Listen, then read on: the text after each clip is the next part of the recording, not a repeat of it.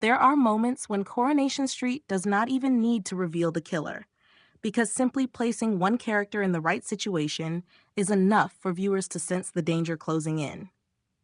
And right now, the most suspicious person by far is Jodie Ramsey, as she seems ready to pull yet another victim into the trap she has carefully laid for herself.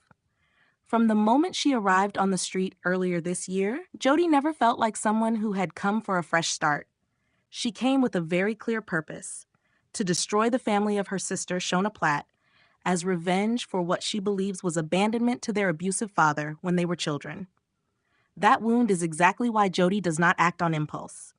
She moves quietly, strategically, and with relentless determination. What makes Jodie so frightening is that she does not seek revenge in a direct way. Instead, she slips into Shona's life and gradually makes her look like a bad mother and an unreliable wife in David's eyes. At the same time, Jodie takes every opportunity to get closer to David himself. This is no longer simple jealousy. It is a cold and calculated form of destruction, where she seems intent on stealing someone else's entire place within the family. But Shona is not her only target. It feels as though Jodie carries a grudge against anyone who crosses her the wrong way.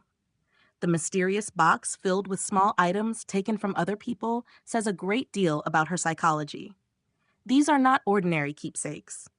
They feel more like a way for Jodie to maintain control, preserve her trophies, and feed her obsession. The fact that Bernie Winter's wedding photo is among them only makes it clearer that Jodie does nothing unconsciously. Every action bears the mark of someone who enjoys interfering in other people's lives and treating it all as her own private game.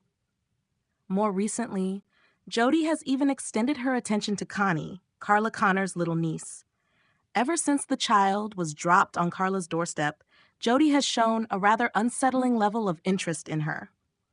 That detail makes everything even more disturbing, because when a character like Jodie starts focusing on children, viewers have every reason to worry that her boundaries are fading more and more.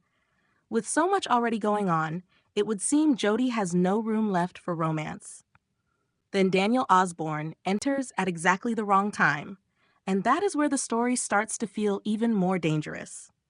Daniel has never had a smooth romantic history. He has always come across as an intellectual, sensitive man who likes to become a savior for women who are hurting. But the problem is that Daniel is often more drawn to the feeling of rescuing someone than to actually building a stable relationship. He is easily attracted to women with pain, chaos, and emotional baggage, only to struggle once he has to live with the consequences of that choice. Daniel has already lived through more than enough heartbreak. Sinad died of cancer, Daisy cheated on him with Ryan, and his engagement to Bethany fell apart because of his lingering bond with Daisy.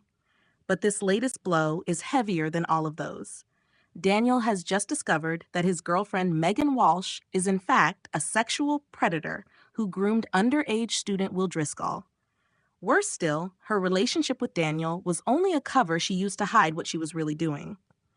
When Daniel said himself that he had only been her beard, it landed with real pain. It showed that he had not only been betrayed in love, but used as a tool in something truly horrific. After a blow like that, it is easy to understand why Daniel turns to alcohol. And in tonight's episode, it is that drunken state, combined with his sense of failure, that leads him into an unexpected confrontation with Jodie. While Bethany and Jodie are quietly having a drink at the bistro, Daniel arrives and turns the whole moment into a drunken pity party. Bitterly, he says that ever since Zinniad, every woman he gets close to ends up being some kind of crazy mess. That remark hits Bethany, and Daniel goes even further by cruelly bringing up the fact that she once flew halfway around the world for cosmetic surgery. In that moment, Daniel comes across as ugly, but also painfully real. He is hurt, he is out of control, and he is taking all that bitterness out on other people. That is when Jodie immediately steps in to defend Bethany. On the surface, it looks like a righteous move. She tells Daniel plainly that if he has only come there to be rude and hurt her friend, he can leave. Daniel instantly backs down in embarrassment. It is a striking scene, because Jodie appears in exactly the kind of role Daniel has always been drawn to, a strong woman who speaks up and seems to understand right from wrong. But for viewers who already know who Jodie really is, the moment feels more like a spider delicately vibrating its web as it senses prey moving closer. Once Daniel is gone, Jodie seems baffled that Bethany ever dated a man like him. Even so, Bethany still defends Daniel, insisting that he is not that bad and that everyone carries their own baggage. Jodie agrees, but the way she casually admits that Daniel is still a good-looking man reveals that her attention has already started to shift. It is not an empty remark. It is a sign of curiosity. And with someone like Jodie, curiosity is often the first stage of obsession. More ironically still, Daniel seems drawn in too. While confiding in Adam Barlow, he complains that this is always his problem. He keeps choosing women with endless issues and wonders why he can never find someone normal like Jodie. That may be the most ironic detail in the whole storyline, because viewers know perfectly well that Jodie is the furthest thing from normal right now. What Coronation Street is doing so well here is letting Daniel walk straight toward danger without having the slightest idea. After being used by Megan, Daniel is emotionally exhausted. People in that condition often cling very easily to anyone who makes them feel defended, seen, or comforted. Jodie, meanwhile, is exactly the kind of person who is brilliant at creating that impression on the surface while inwardly calculating something very different. So if Daniel really does step into a new relationship with Jodie, this is unlikely to be a healing romance. It feels far more like another dark cycle, where Daniel once again throws himself toward a woman he mistakes for salvation, when in reality he may be moving closer to the center of a tragedy.